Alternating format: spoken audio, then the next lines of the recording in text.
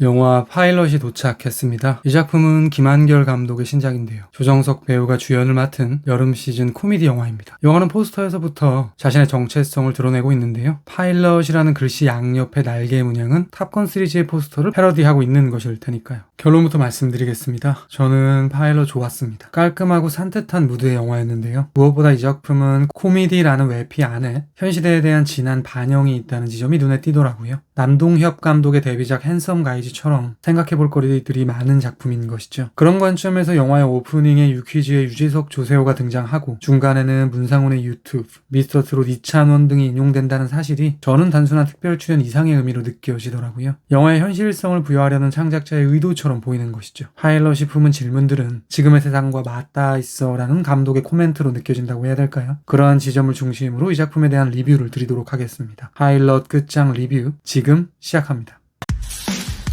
저는 여러분들을 목적지까지 안전하게 모셔다 줄 기장 한정우입니다. 야, 조종사 무슨 라인이냐? 어디서든 비행만 잘하면 되지. 최고 대단히 되셨습니다. 먼저 말랑말랑한 이야기부터 해보려고 합니다. 파일럿이 품은 많은 주제 중에는 청년들의 꿈에 대한 코멘트도 있는데요. 한 줄 요약을 해본다면 돈, 명예 등을 쫓지 말고 내가 정말 하고 싶은 일을 해쯤 되겠죠. 한정우는 존잘 기장이 되면서 근본을 잊은 것 같습니다. 돈과 명예에 취한 듯 보이고요. 심지어 자신이 파일럿이 된 이유도 집안의 생계 때문이었다고 기억이 윤색되어 있죠. 그런 그에게 엄마 안자는 경종을 울려줍니다. 어렸을 때 너는 비행기를 타겠다는 꿈이 있었다고 말이죠. 한정우는 한정미가 되고 나서야 자신이 파일럿을 하게 된 까닭을 다시금 깨닫게 되는데요. 우선 앞서 말씀드린 엄마와의 통화 장면도 정미인 상태로 진행되고요. 그는 정미로서 슬기에게 비행만 할 수 있으면 다른 것들은 모두 참을 수 있다는 말을 하기도 합니다. 영화의 엔딩에서 정우는 경비행기 조종사가 된 것처럼 묘사되는데요. 마침내 돈과 명예와는 무관한 비행 그 자체를 즐기는 삶을 선택한 것처럼 보이는 것이죠. 저에게는 이 결말이 파일럿이 지향하는 꿈의 도착시처럼 느껴지더라고요. 앞서 말씀드렸듯 정우는 리얼 본인이 하고 싶은 일에 가닿은 것일 테니까요. 이러한 주제는 비유적으로도 표현되고 있습니다. 마침내 정민은 자신의 실체를 고백합니다. 중요한 기자회견 자리에서 전 국민을 속였다는 것을 시인하죠. 어떻게 보면 그녀의 발언은 정우, 정미의 추락일 것입니다. 실제로 정우는 대국민 사과를 하죠. 정미가 내가 한정우라고 밝히는 바로 그 순간 그날의 녹취가 공개되는데요. 녹취 속에서는 비행기 추락 당시를 해부하고 있습니다. 그런데 영화는 이 자백을 나락이라고 여기지 않는 것 같습니다. 왜냐하면 이것은 엄마의 말대로 쪽팔리지 않는 삶을 선택한 것이고요. 자신이 여장을 한 것을 눈치챈 아들과의 대화에서처럼 다른 사람들에게 보이는 것이 중요한 삶을 거부하는 행동일 테니까요. 그러니까 두 추락은 사실상 행복의 시작인 것입니다. 저에게는 영화가 이렇게 말하고 있는 것처럼 느껴지더라고요. 명예, 돈 등을 경유한 신분 상승이 성공이 아니라 추락해 하고 싶은 것을 찾는 것이 진정한 성공이라고 말이죠. 마치 라이언 고슬링의 근작 스턴트맨에서 스턴트맨이 추락함으로써 영화를 구해냈던 것처럼요. 다음은 남과 여에 대한 이야기를 드리도록 하겠습니다. 파일럿에는 한국 사회에서 여성으로 산다는 것에 대한 코멘트가 있습니다. 겨털 왁싱, 다량의 전단지 수령, 클럽 헌팅, 면접 시 임신, 출산 관련 차별, 회식 자리 성희롱 발언 등등을 그리고 있죠.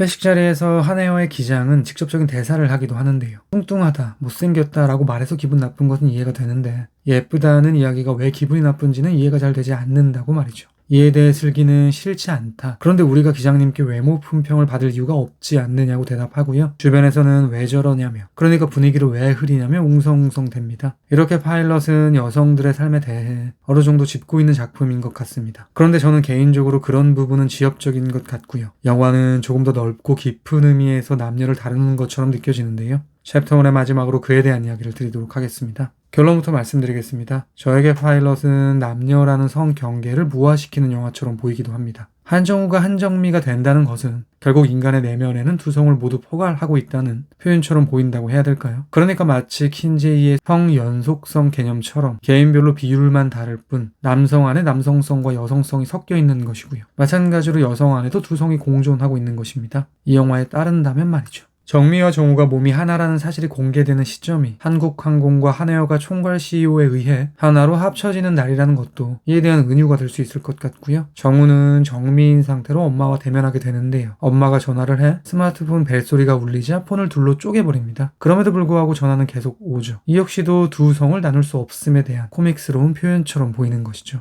또한 정우의 아들은 모친처럼 무용을 하는 것을 꿈꾸고 있는데요. 정우는 당연히 아들이 자신처럼 비행기를 좋아할 것이라는 선입견을 가지고 있습니다. 물론 비행기가 남성성을, 무용복이 여성성을 상징한다고 말한다면 그건 역시 편견이겠지만 설명을 위해 잠시 무리한 도식화를 해보겠습니다. 그러니까 제가 보기에 이 작품은 남성이 무용수가, 여성이 파일럿이 되는 게 전혀 이물감이 들지 않는 세상을 지향하고 있는 것입니다. 이것은 사랑의 측면에서도 마찬가지인데요. 정우 혹은 정미와 슬기 사이에는 우정인지 사랑인지 모를 묘한 화학작용이 일어납니다. 정우의 입장에서는 남녀의 관계일 것이고요. 슬기의 입장에서는 여성과 여성의 관계가 되겠죠. 파일럿은 이 둘을 모두 용인하고 있는 것처럼 느껴지는 것이죠. 거창하게 말해 차별 반대를 지지하고 있다고 해야 될까요? 영화의 끝자락 한정우가 잘못한 것이냐에 대한 인터넷 투표가 묘사되는데요. 50대 50으로 팽팽합니다. 직후 그의 근황을 담은 인스타 사진에 댓글 없음이 이어지죠. 저에게는 창작자가 이렇게 말하는 것처럼 느껴지더라고요. 50대 50으로 팽팽한 것처럼 세상에 확실한 답은 없다고, 빈 댓글창에 채워넣을 수 있는 우리 각자의 답만이 있다고 말이죠. 알았다, 인사해. 엄마 새로운 아들이야, 아들. 느낌만 한번 보자는 거야.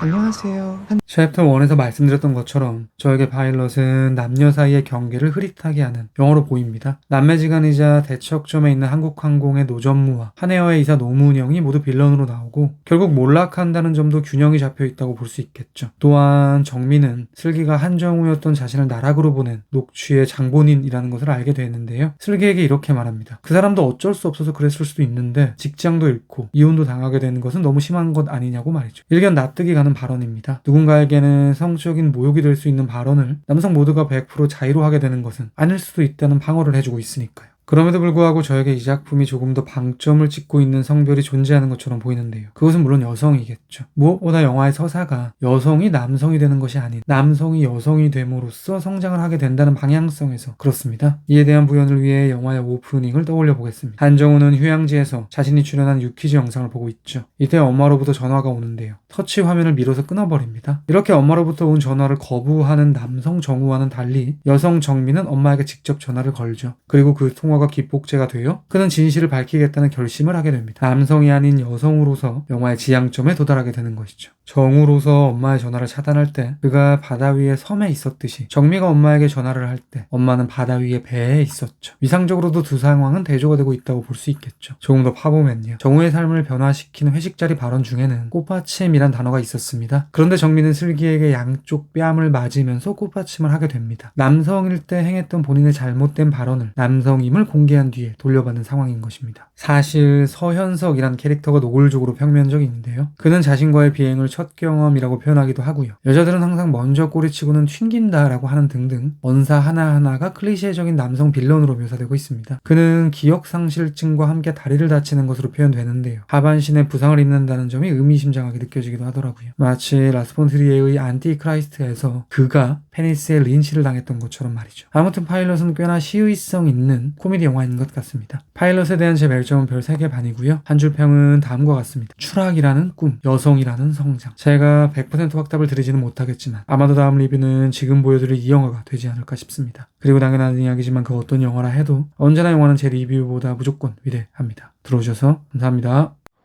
죽은 황충남이가 김혜경을 공갈 협박한 모양인데 여자 때문에 칼부림 난 거죠.